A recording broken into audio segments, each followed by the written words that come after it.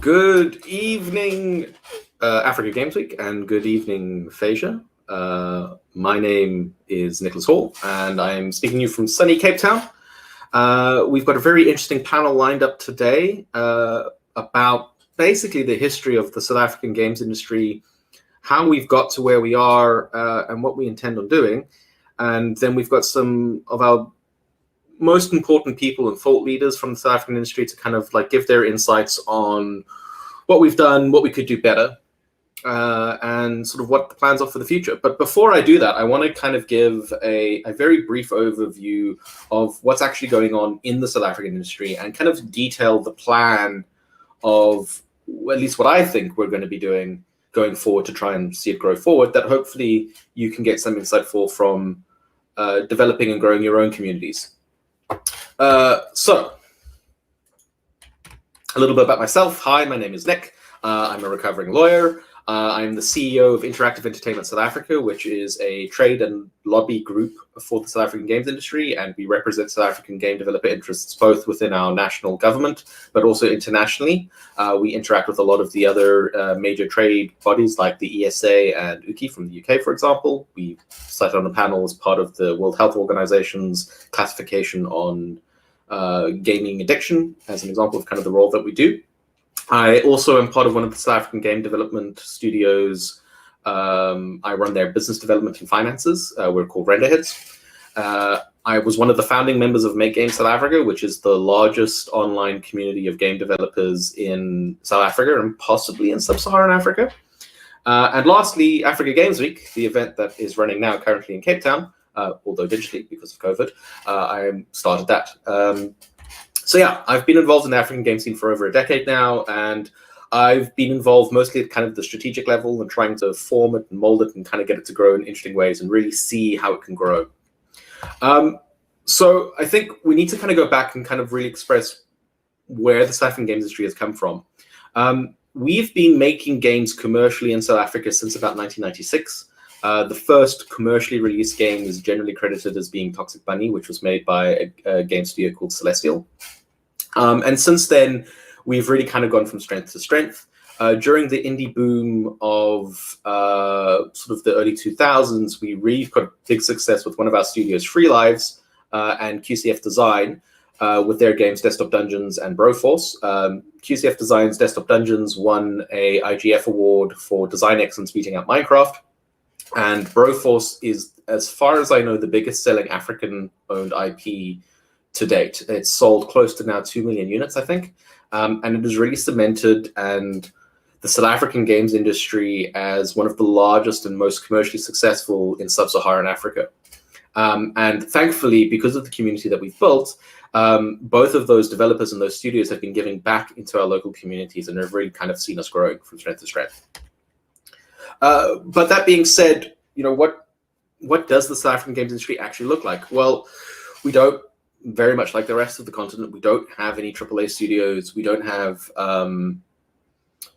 sort of any major, what I would call medium or large companies. We are, for all intents and purposes, thoroughly indie. We pride ourselves on kind of making experimental and punk games is kind of the term that's often thrown around in our communities. And that's mostly been influenced by the shows and trade events that we've had locally for local developers. But we've definitely reached kind of a hard cap. I think we've grown as far as we can grow with that type of business model. And we haven't seen any kind of like major explosion of new studios or major growth beyond a couple in the last 2 to 3 years. And so one of the things that we're kind of engaging with now is that, well, how do we go beyond this point? How do we go more, not necessarily mainstream, but how do we get our studios to employing more people and making larger production games? And the other part of it is that we've seen the emergence of our services sector. So we've got a number of studios who do services work for either international indies, but also for AAA studios even. And those have found a lot of success. And I think going forward, those are going to be kind of key to growing our industry even more. And it really comes down to, like I said, we've kind of hit this limit where our successful studios are kind of capping out at around 15 people, and there's no real desire to grow them beyond that. We don't have even that many more studios that exceed kind of like the 2-man or 3-man kind of teams. In theory, we have about 52 active game development studios currently in South African game studios, but only really 6 of them, I would say, are commercially viable in that they've been around for longer than 3 years, and they've shown sort of kind of any kind of growth. And one of the key issues that we're trying to target now is that how do we get more people moving beyond that? How do we get people to grow? And the studios that are currently successful, how do we get them to go beyond kind of the 15-man cap that they've kind of hit? Because what the research that we've been doing has shown is that really to get kind of explosive growth in our industry, we need to start seeing large studios. And by that, I mean, we need to see studios that are employing hundreds of people. We need to be working on titles that have millions, tens of millions of dollars in terms of budgets. And currently, we just don't have the capacity to do that. And the reason we want to do that is that what has been shown, if you look at industries such as in Poland or India or even Canada, France is also probably a good example, is a big studio kind of acts as a really good base and allows a lot of smaller studios to kind of mush around them because it gives you a safe pipeline into the industry. People can join these big studios with the comfort that they're going to get a salary, that they're not going to struggle, and they can get the experience and they can start making their networks. And then after 2 to 3 years, they can then move on and start their own studios, and they're in a much better position to kind of establish themselves than what is currently the case in South Africa, where, you know, if you want to get into the games industry, the truth is you have to start your own studio. Very few of the studios are actually hiring, and that obviously leads to a massive failure rate. So it's how do we drive the scale? How do we, you know, get more? The goal that I kind of set myself back in the day was to get 20 studios employing 20 people by 2020. That didn't happen. And it's kind of interesting to kind of look back to see, well, over the 5 years that kind of leading up to that goal was kind of set in 2015, you know, why didn't it happen? And if you kind of speak to the studio owners and sort of and just kind of the general people who decided to start a studio, often these are the 3 most common things that were kind of raised as the reasons or the failure points. The one was that they couldn't get access to funding. So games, as you all know, has this huge problem that it's capital intensive. You need to sink a lot of money at the beginning of your development cycle in order to produce the game, and you're only going to recoup that money maybe 3 years down the line. How do you pay people if you don't have any income generation, if you don't have any cash flow? And often other countries have mechanisms and means of kind of supporting that, in that they have prototype development funds, they have tax incentives. Because I think the big problem is that very few of the South African games actually get published, like they get a publisher. Part of that is linked to the second issue, which is around access, but the publishers often solve that problem. They give you the capital, the cash flow that you need to actually build out your game. But we're even struggling to get to that point. We are struggling, most of our studios are struggling to get a point where they can even pitch to publishers. And the biggest reason is that they don't even have the cash flow for that. The second issue, as I kind of alluded to, is that there's a lack of access. The idea being that there's no major publishers, or at least there hasn't been major publishers on the continent. There's certainly none in South Africa, although we now have Carry First, which is starting to change that, but you know, their scope is limited to just mobile games. And if you look at kind of like where the money is in the games industry, it comes from investors and it comes from publishers, but they're all located in the West. They're in Europe, they're in the Americas. There are some Asian kind of publishers that you can reach out to. And traditionally, we haven't had access to them, because the way that you got access to them was by going to the major trade shows. You needed to go to like GDC, you needed to go to Gamescom. And we suffer like the rest of sub-Saharan Africa in that it's incredibly expensive to get to those events. If you can even get there, even if you had the money, there is a chance that you'll be denied a visa and you just can't go. So access was a big thing. We can't get into the global ecosystem to get the cash funds to grow, or to grow further and to actually develop our games and take them forward. And then the other thing that we've seen, which has been cited by quite a few people, is that we don't have the right skills. And sort of the skill curve in South Africa is really interesting, is that we've got a couple of educational institutions who have game design degrees. We've got a really strong animation industry in the country. We've got a strong VFX and film industry. So we've got a lot of graduates and who in theory could be coming into the games industry. And we've got kind of a lot of people with less than 3 years experience.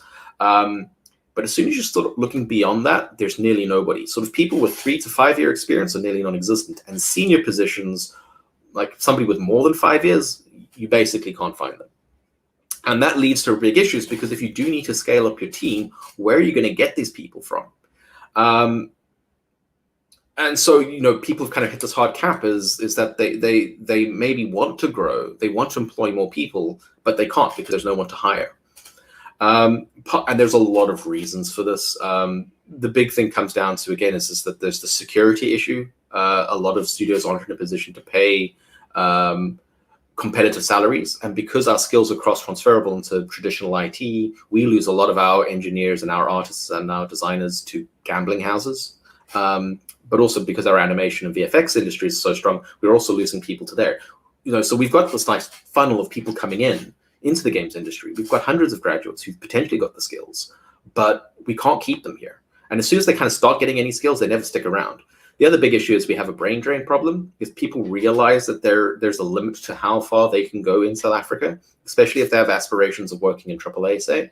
And as soon as they could get any kind of experience, they just leave the country. And, you know, that's obviously a big loss to us. I've kind of talked through the rest, and we are running late, so I'm just going to skip through some of the things. The good news is that we're starting to see quite a lot of change in this space. Like, things are definitely, I would say, on the upswing. We've got more business-minded people coming into the industry, more people seeing the viability of games. Some of our longer-running studios are now getting into a position where their cash balances and their books are allowing them to expand and grow, and they're being able to take on new graduates and mentor them and give them a safe space in which order to grow. So we're kind of dealing with all of these issues. And what is fantastic is that our government has now started to take an interest in the local games industry, and now there are serious discussions happening around what support they can give to us. And if we can crack that, that will make a significant difference to our success. So the strategy is, like I said, as I've kind of just rehashed it, we want to get to the new goal now is 25 studios employing 20 people by 2025. So we've got 5 years to kind of like really kind of see some accelerated growth. And the big way that we're going to do it, the starting point of all of this is, and I'm a firm believer in this, is that you need to have data. You need to be able to understand what's actually going on and where you are in order to make informed decisions. So the truth is, we don't actually have a strategy. I don't know how we're going to get to our goal. But I'm excited to announce that we've managed to unlock a fairly large amount of funding from a number of partners to undergo a serious and thorough research study into the South African games industry that will not only map out the ecosystem, but also do a gap analysis and finally come out with a strategy document for us that will hopefully give us solid data that we can now make informed decisions on how we're going to go, where, you know, how we're going to get where we want to go to, but more importantly, where we should even be going. That research project is going to start in January next year, and we're hoping to have our results in May. And closer to the time, we can fully disclose who our funding partners are and what that research is going to be. And I'm very excited about it. And I'm sure we will put it all over the internet and all social media channels, and the results will be generally publicly available. So hopefully this will be an opportunity for people to really see what's going on. And based off that data, we will be able to persuade not only international investors, but also our local government, what they can be doing and how effectively they can invest and grow the industry backed by actual research. So that's what we're doing next. We're going to kind of do the research study. Like I said, that's going to start in January next year. And I'm really excited and looking forward to it. And so, yes, the goal is 20 studios, employing 20 people by 2025. And hopefully this time, now that we've kind of got more support and we're more mature, we'll actually be able to achieve it. That's all I have to say today. What we're going to move to now is a panel discussion with some of the key people in the South African industry to kind of reflect on what we've done, where we're going to, how we could have maybe done things better with various different partners and different people. So I'm going to introduce you to them now. Let's see if this button works. There we go. Hello, everybody. Hello. Hi. I'm going to mute everybody. That's fantastic. Hey. I'm going to hand over to Sidick, who will be moderating this panel. Sidick, the floor is yours. Sidick, you're muted. Hello, everyone. How are you? Hello. Thank you. Doing good. How are you? I'm doing great. It's really an honor for me to be here today. This is just a great moment because we have some really important industry players from South Africa. My name is Sidick Bakayoko. I'm the founder and CEO of Panelists, a company that was created with the idea of entertaining, educating, and empowering young Africans. We're really happy to have this session today because it shows you that it's possible to build bridges. Just before we were talking, we had several conversations with professionals and other people in the industry globally. We're talking about how to build bridges between the Western world and Africa. And here we see that it is possible to have collaborations and things that we do together within the continent as well. The idea, as Nick said today, is really to deep dive into the South African market, look at what happened in the past, what's the state today, and how is it going to evolve, with the idea that this can help give, in a sense, to other countries within the African continent, a perspective on how they did it. Because when you look at the South African market in very many different ways, people look at it as a very advanced market compared to others. So we hope you'll enjoy it. So let's start. Let me start with, I'll start with Sithe. Sithe, please introduce yourselves and tell us, how many hats you have today. Hi, I'm not going to say all my hats, but yeah, hi. So I'm Sithe Ncube. I'm originally from Zambia, but I'm currently in South Africa. Most of the hats I wear involve community organization within the games industry. So it kind of started in Zambia when I started with trying to group together our own games enthusiasts, game development enthusiasts, because at the time we didn't really have developers. And all that moved up to things like being a regional organizer for Global Game Jam. I've worked with some festivals like Amaze. And right now, I guess my most interesting role, and I think something which would be very impactful to the African game developers, it was my role as an advisor for Humble Games Black Game Developer Fund. So yeah, that's me. Wow, incredible. Limpho, please tell us more about yourself. Hello, my name is Moeti. I am the business developer. Excuse me. I don't have COVID. I've got a kidney. I'm the producer and business developer for an indie studio here called Ncube. We're making African-inspired game. Darn it, sorry. For a global audience. And I previously worked at Free Lives, who made Broforce and Born and Genital Jousting. I was the deputy festival director for Playtopia for about 2 years, for the first 2 years.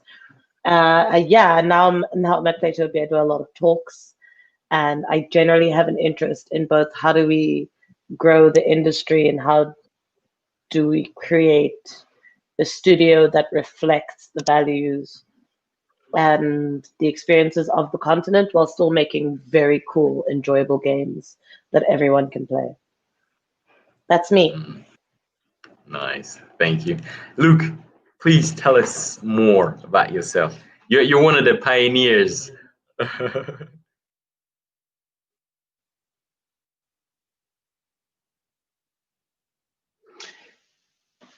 Hello, my name is Luke, and I run 24-Bit Games out of Johannesburg. We're a technical game development studio that specializes in engineering, co-development, and porting games for various publishers and developers, mostly overseas.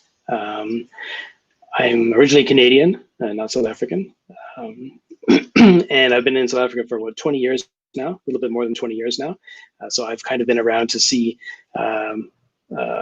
all stages of South African industry growth that Nick touched on in his initial presentation. So I've kind of been around, seen it all. Been a part of 3 separate development studio startups. So been able to fail a few times and hopefully learn from those mistakes and apply that knowledge going forward and see what we can do to help the local industry grow. Nice. Let's stay on you. Can you tell us more? Let's say if we had to go back a few years and you had to, we're back in your shoes very early on when you were just starting. How was the environment at that point? How were the other studios? Were there other studios in South Africa? How was the government support? How was the support from other entities? How was it? Please tell us. Non-existent. So when I first got involved in game development in South Africa, it was 1999, and it was a venture capital funded game development studio.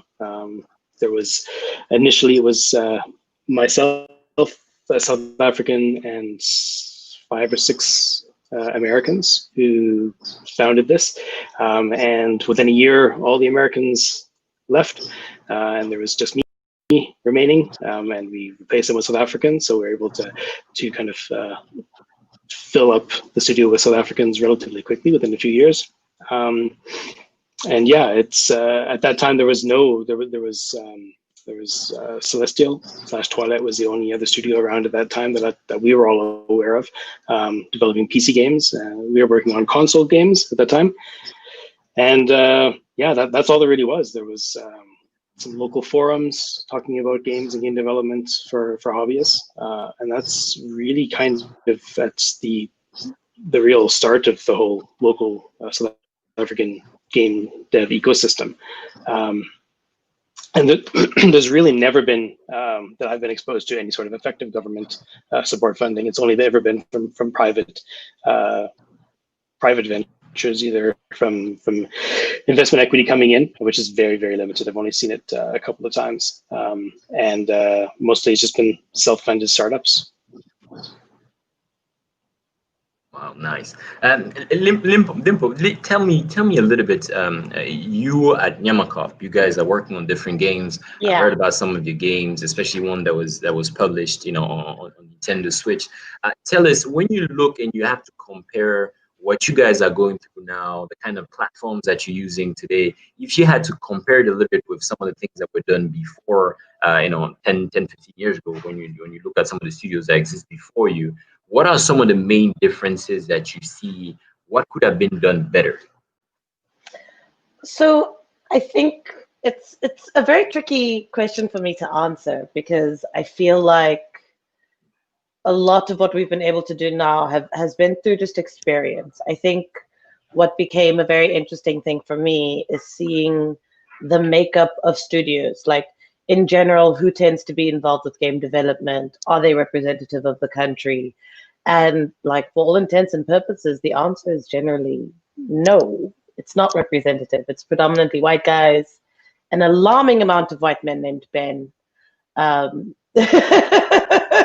And so I think what we started to do is we started to ask the question, how do we create the kind of studio that we'd want to see? How do we create a studio that has predominantly Black African talent? What kind of tools do we need necessary to really upskill and level up very talented individuals from games adjacent industries, whether that's film or animation or computer programming? Like, how do we bring in these people into the industry and create a sustainable model where they're getting the skills specific to games necessary, where it's a long enough term that we're not putting people's livelihoods at risk? And I think that's not something I see a lot with a chunk of the studios here. I think it's usually the assumption that you need to be good at what you do already to be involved with a lot of industries. So it's been noticing like the different kinds of managerial styles. How do you take young, talented people in and grow them what's the best way to grow them in such a way that they remain in the industry, even if they eventually leave your company, and asking about and thinking about the long-term future, not just for our studio, because obviously our long-term goal is to make a great game, make all the money, move to Korea, marry someone in the K-pop industry. Okay, wait, no, those might just be my goals. But you know, like the goal is just like make a ton of money. But then the question becomes, assuming we do make a ton of money, how do we use that money not only to further ourselves, but to further the industry as a whole? How do we support the people we work with and ensure that they have the ability to become seniors? How do we ensure that they have the ability to open their own studios? Looking at like what kind of deficits are there in the industry that we need to be able to have more studios survive for longer terms, or just make prototypes.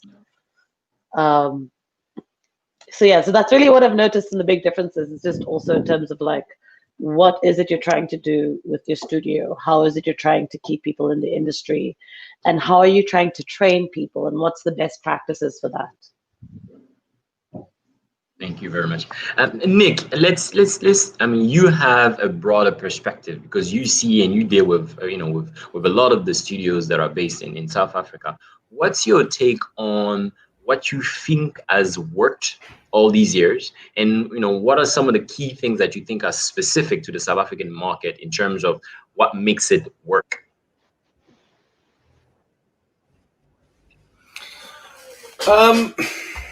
Okay, so I mean, I think if we want to look specifically at the business model, I think the one thing that significantly differentiates the perspective of South African developers from the rest of the subcontinent, or sub-Saharan Africa at least, is the focus on which market we try to approach. And I think there's a bunch of factors to this, but South African developers have, for the most part, basically taken the position that Africa isn't a viable consumer market yet. And so they don't try to make games for the African market specifically. They're kind of like, we're going to go and we want to get our consumers from France. We want to get them from Europe, the United States, China, because that's where the money is, and that's how we will get paid. And so, there's been very deliberate efforts to kind of say as well, can we make internationally appealing games? And if you look at our commercial successes, that's certainly held true. All of the big games that have been a success in South Africa aren't particularly African. I think that's the one thing.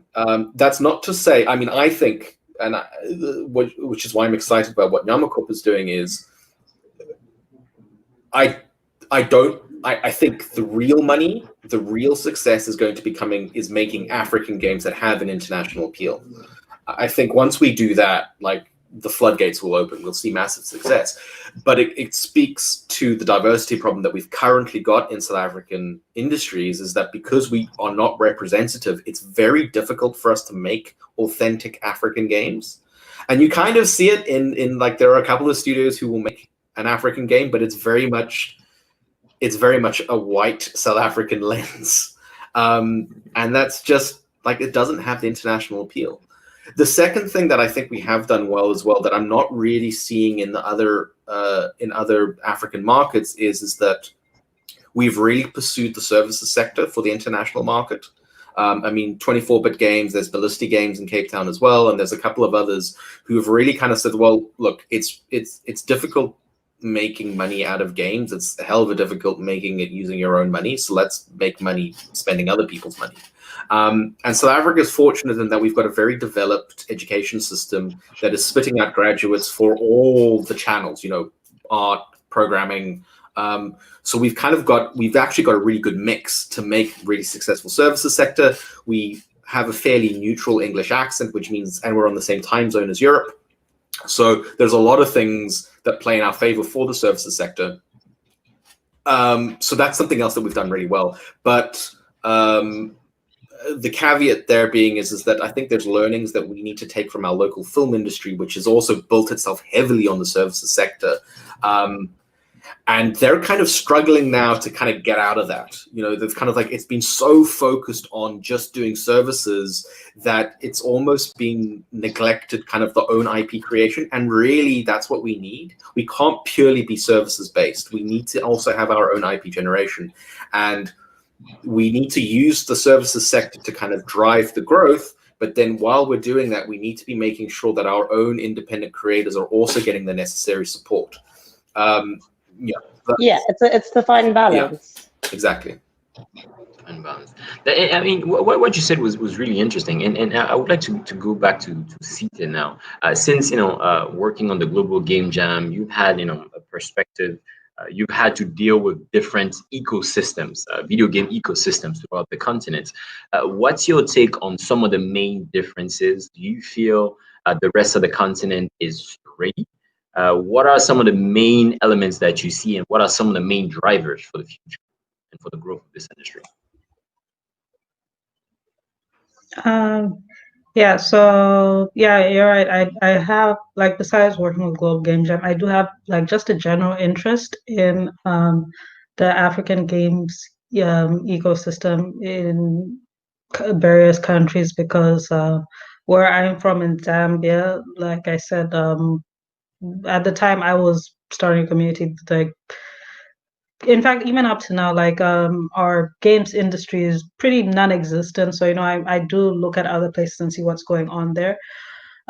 Before I fully answer your question, I just wanted to go back to something Nick said, where he hit the nail on the head with the when he's talked about, like, how South African developers make games that appeal to a more West audience. They basically don't consider the local local industry or local consumers as a viable market. And something interesting about that is, I think, Nigeria, you can see Nigeria as a complete contrast to that, because I think, like, if you look at the Nigerian games industry, you'll see that it's heavily built on local consumers and consumers in the diaspora. Like, most of the people who play Nigerian games are Nigerians themselves. They make games that appeal to the local market. They use smartphones. It's actually a very interesting contrast, and I think it's something, like, if you're ever looking at, I guess, the differences in game development across the continent, it's a case study which I think people should definitely look at. I guess, like, the South African and Nigerian games industry, and how they work. Like, it's a very important thing to look at. Yeah, and going back to, oh my gosh, I think I just forgot your actual question. Please repeat it for me. No, it's fine. I mean, it's great. What you gave is definitely a great insight into, and I think my question was to kind of like rely on your experience dealing with other studios. And one of the things you said is definitely a major point. And I also wanted you to emphasize on what are some of the main differences and the drivers for the growth of this industry. Right. Oh, the drivers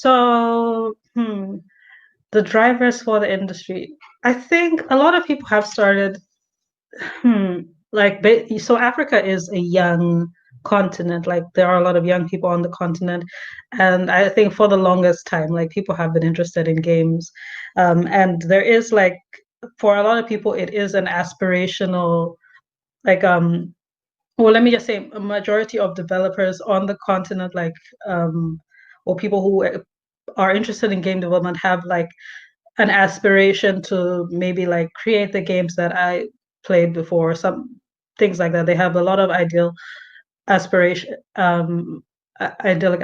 but, like, there isn't, in a lot of places, there isn't any infrastructure or pipeline that can actually support people to get into those industries. Definitely the interest for game development I've seen among Africans is from a lot of young people. So there is, like, there is a big young population that has interest and can definitely learn the skills, but, like, there aren't the resources around them to do that. Most places you wouldn't be able to find game development education, game development, like, safe in entry level industry positions. Like, South Africa has that problem, so you can imagine like how that is like in other places, because South Africa, I guess, a lot of people do consider like South Africa like has like a much better infrastructure for people to get into game development, even though like here, like we did talk about the problem. So everything that is a problem here, like it's or a lot of things that are a problem here, like it's compounded much bigger in other African countries. Yeah, so that is a major problem. And you can also, I guess, if you look at things like the tech industry, that's the closest industry. I guess that's the closest adjacent skills industry that you can have people get into games all around Africa. People do still struggle with actually pipelines into tech jobs as software developers. There are a lot of talented software developers on the continent, but there is a problem in like building people's skills to a competitive level, and also just supporting people in general with careers and opportunities in that. There are a bunch of case studies around that. I think most recently you can kind of look at what happened to Andela. If you're familiar with that, if you can just look at what happened to Andela. Andela was like it did have like it was a pretty big, a lot of people saw it as a really big hope, or not even a hope, like it just seemed like something solid to get a lot of African developers, sub-Saharan African developers particularly, into tech jobs, competitive tech jobs, like from people in the West. But ultimately, they ended up, what's the word? I don't know the word, but retrenching, scrapping, but a lot of people, because they weren't able to build up this skills to a competitive level. I think so. In summary, I think there's a lot of work to be done, and not enough resources to be put into that. Like it's all over the continent. Like this stuff, games is you need money. Like I think Nick did say earlier, like it says capital intensive. It's not something which like you can just which you can build people's skills in any basic secondary school or college. You really need to invest in the right tools and technology. Yeah, so that is the biggest problem all over the continent. Oh, I think I said a lot. Yeah.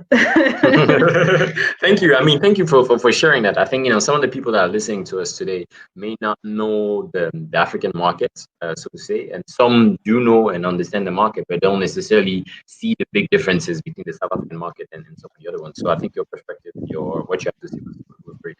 And look, you are what I would call a veteran, because 1999 to now, you went through several battles, and you're still standing. So I think I would want you to share more on one of the things that I heard here was resources, having key resources and people that are trained well. Where do you think your company is standing today in terms of human resources, and what are you trying to do now to develop it? Great question. We are. It's a constant battle. It's a tricky thing, because we want, obviously, there to be resources available and at hand for when we need them, and when you need to grow and upskill, or new projects come into play, and we need to be able to handle those projects. But those kind of growth humps aren't always happening. They come and they go, and there's not really enough studios in South Africa to kind of have a constant amount of growth. It's very kind of few and far between when that growth is necessary. So I think, like basically everyone else on the panel has alluded to, there's a lot of drain talent-wise when it comes to game devs in South Africa, in adjacent industries. Other IT tech houses, they're always looking, they're always hiring, maybe because they churn through people more than they should be. Who knows? But they're always looking for people, and they can pay, generally speaking, a lot more or a lot better salaries than local game dev can. that's something that has been changing. I've seen it with us at 24-Bit Games and with other local studios. But when you have big giant IT houses and banks paying the salary bills, there's just more money in those industries. Our industry doesn't have that kind of capital. And like Sithe has just said, it's all about money. You need to have money coming in that's going to increase the ability to hire and to train. And training as well is just it's a very time consuming process, and which ultimately costs money, because that means that your seniors, your intermediates, they can't be put onto more taking on large tasks, or can't be contributing to projects that you're ultimately going to get money from, whether it's your own game or whether it's helping someone else build their game. And because they're going to be busy training up and upskilling other people. And then as those people start to develop skills, they start working on projects. They're obviously not going to be, they're not expected to be, and nor should they be as effective as more senior people. So then it's going to still require more seniors' time to, spend more time doing code reviews and fixing issues that maybe have come in along the way with less skilled individuals. So it's a constant. It's a challenge, but it's not something that we haven't been able to overcome. I guess it's a good time for you to ask that question, because we've actually just hired 3 people that started in November, and we've got 3 new members starting in January as well. So we've been able to hire 6 people in the last few months, and it was many interviews over many days to kind of narrow that field down. And there's so many great people that we were interviewed that just didn't fit what we do as a job. We're very technically focused as we have 70, I think it's about 75+% of the people who work for us are engineers, and very technical engineers. So they need to be able to do solve difficult problems. And it's not kind of what what traditional game development maybe is, excuse me, for just making games. If you're an indie studio and you're making games, you need different skill sets. You need some of what we do, but you need a lot more. You need a lot more game design kind of level of skills, and that's not what we hire for. So there really are great new juniors coming out of the whether they're self-taught or out of the local learning institutions. But there isn't a place for them to go all the time when they graduate, and that's something we need methods of retention, and I think a lot of it goes to what Nick covered. I think you pretty much covered everything that I was going to probably say it all here when in this long introduction. But yeah, if there's more money coming in, then that can create jobs that are actual industry type jobs. While having small indie studios is fantastic and great, it's really what kickstarted any level of industry in South Africa. We need people to be able to have the confidence and the safety of just jobs that they know they're going to get a paycheck every month in, and just for their own peace of mind, and then that's how they're going to grow, and that's how they're going to develop. The current landscape of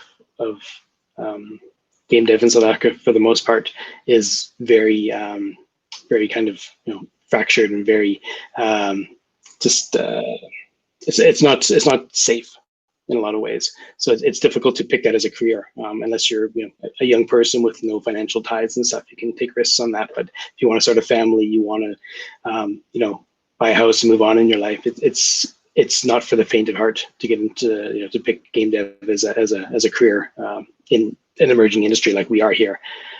So yeah, I think once we can start being able to hire in a way where we can have the money to devote proper training, onboarding, skills growth in the industry, then that's gonna give us a much better foundation going forward. Good. If I can jump in on that. Yeah, me too. Ladies first.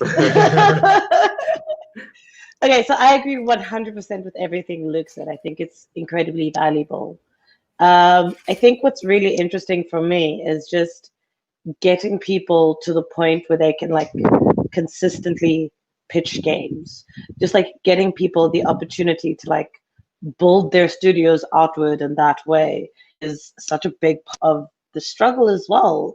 That, you know, game design is not for the faint of heart, but I mean, it's disheartening to know the amount of talented developers we have in this country who just can't even get to the point of speaking to publishers.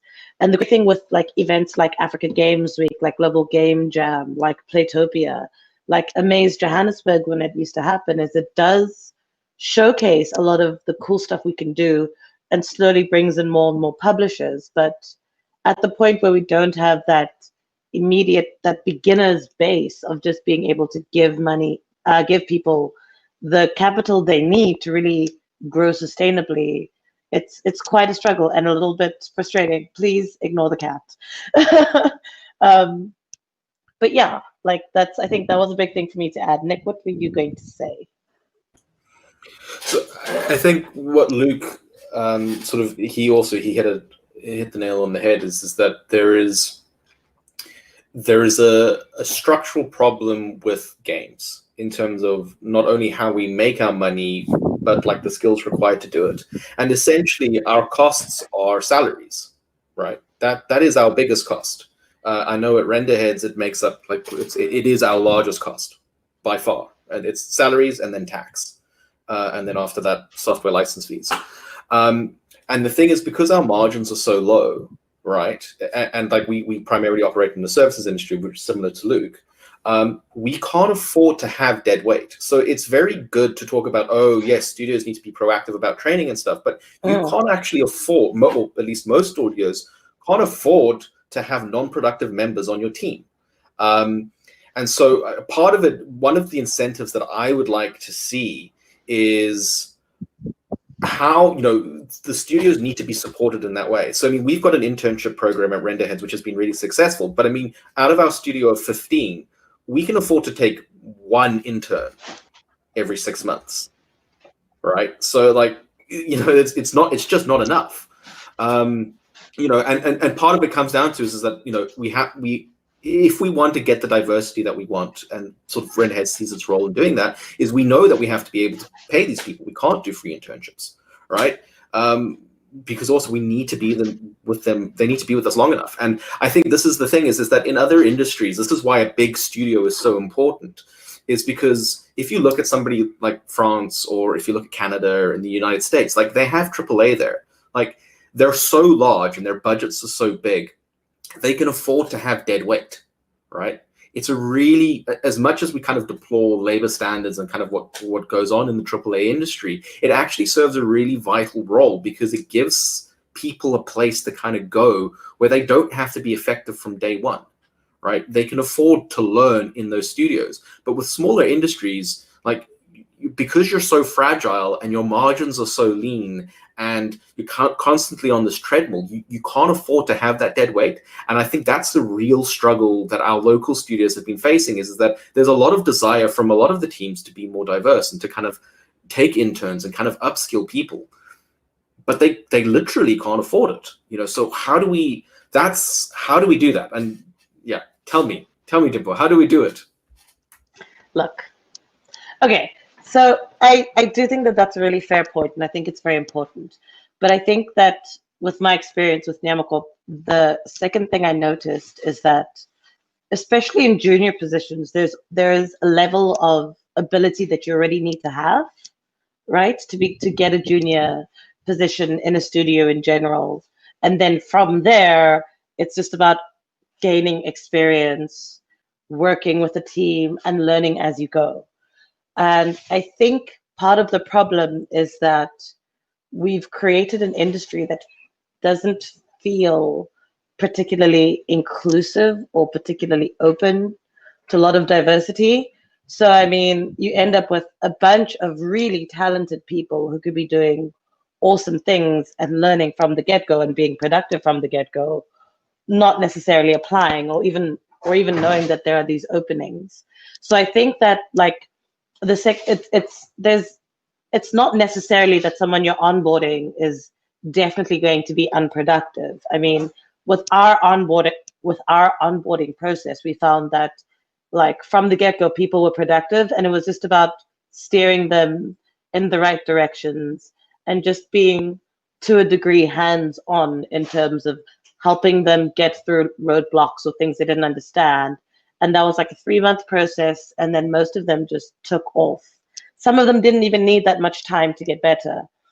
But I think it's about making that conscious, active decision to find people who want to be in the industry, who have the skills, so that onboarding process isn't a long time and isn't a drain. And I think that there's a degree where if you're a person of color, if you're a woman, you're less likely to be, I think, conscious. It's not a conscious thing. I think there's a subconscious degree where you may not be seen as safe a bet as a white person or a guy, because that's kind of how our society, particularly in South Africa, has always functioned. So I think that on the one hand, it is needing more funding and more initiatives and support for initiatives to gain people, to give people skills so that more studios can do internships.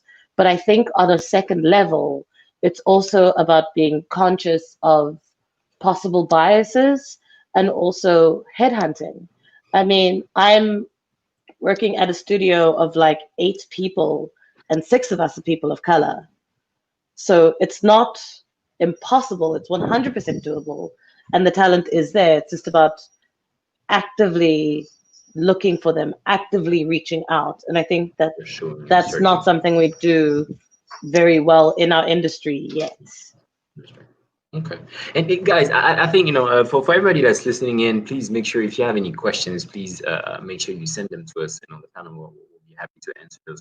I think we've talked, you know, about some of the main gaps. We talked about the financial aspect. We talked about the human resources aspect.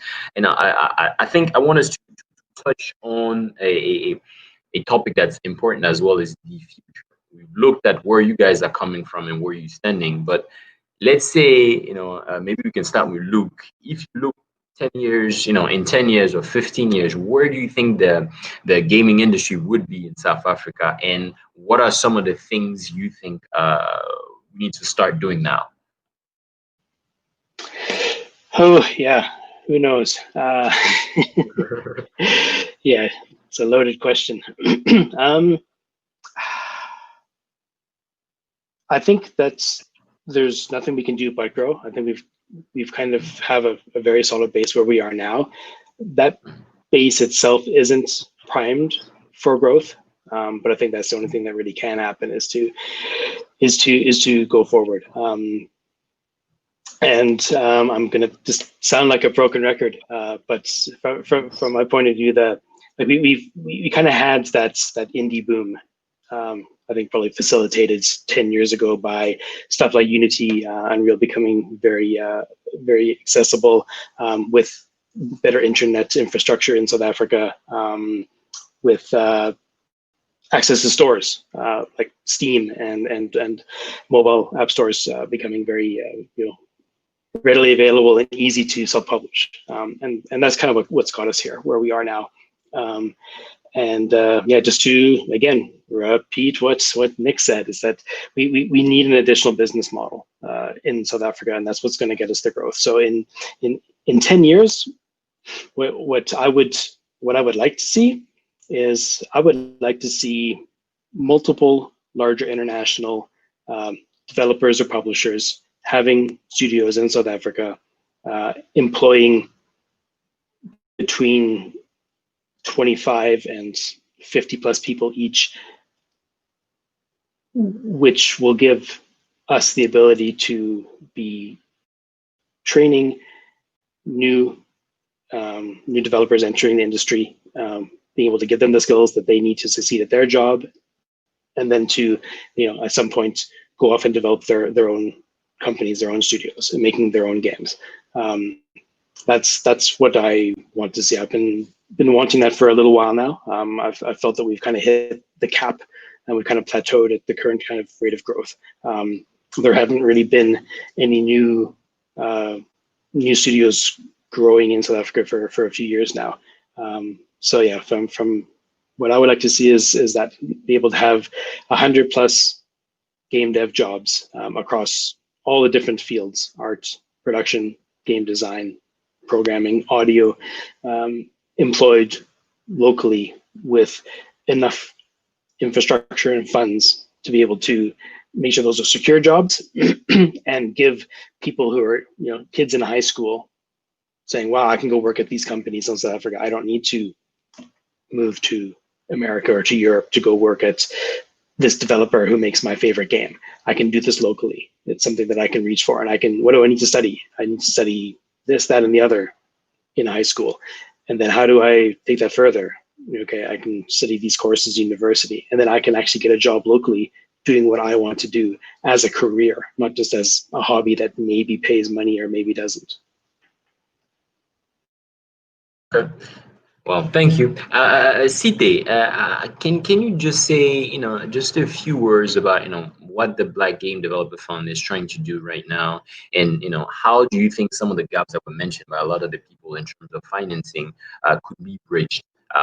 Beyond the Black Game Developers Fund, since you have a lot of experience on the on the continent, can you comment on that aspect? What's the kind of support that you guys can provide, and beyond that, what's the kind of support that's needed? All right, so the Black Game Developer Fund is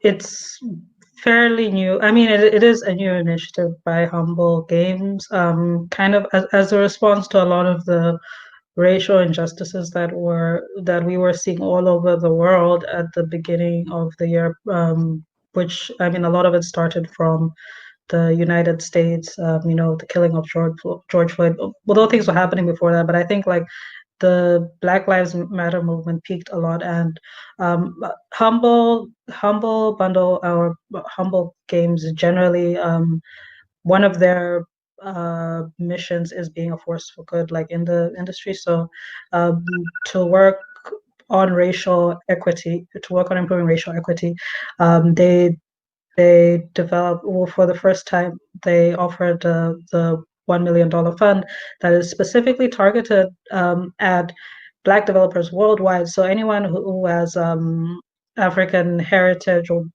presents as African, whether Afro-Caribbean, African living in the diaspora, whether it's Europe, Australia, Japan, wherever, if so, it's open to people from all over the world. And the fact that, and I appreciated the fact that, they brought me on as an advisor, because it gives me an opportunity to not only nudge more people on the continent towards applying for the Black Game Developer Fund, but also to advocate for games within games that do get approved within the system, that have the challenges that I'm familiar with, that might not be familiar to Western publishers at all. Because the process of publishing a game, and like based on everything we've talked about, you can already imagine that the process of publishing a game or getting a game to the publishing point, even just that, is different depending on which part of the world you're from and what your opportunities and resources available to you are. So at the moment, you can watch, the Humble is about to announce some of the games that have been selected for the fund, and it is a combination of games from around the world, of games from Black developers around the world. America, Europe, Africa. So have a look at that. I think that's something that people should watch out for. And there is still a lot of developments happening. I've only been on actively advising for, I believe, 3 months. Short time. Okay. But yeah, so it's a short period of time, but I've seen a lot of stuff. I've seen a lot of stuff, a lot of promising stuff, but also I've seen a lot of places where it's like, okay, definitely we're learning that work needs to be done here and here and here. Yeah, and personally, like outside of that, I'm enjoying getting an insight into working with Western publishers and seeing like what the gaps, because we kind of don't really have publishers on the continent. So yeah, I think like seeing ways in which games on the continent can be funded. The Black Game Developer Fund is one of them. One of the very few ways that you can fund games on the continent. Yeah, but I hope more people do initiatives like this. Definitely. Guys, unfortunately, time is running against us, so we'll have to wrap it up. But it was a great conversation. I loved it. I think we started by we gave ladies the first word. So I think except Nick's introduction. So let me finish by giving him the stand and letting him close and just tell us just one more word to close on this panel.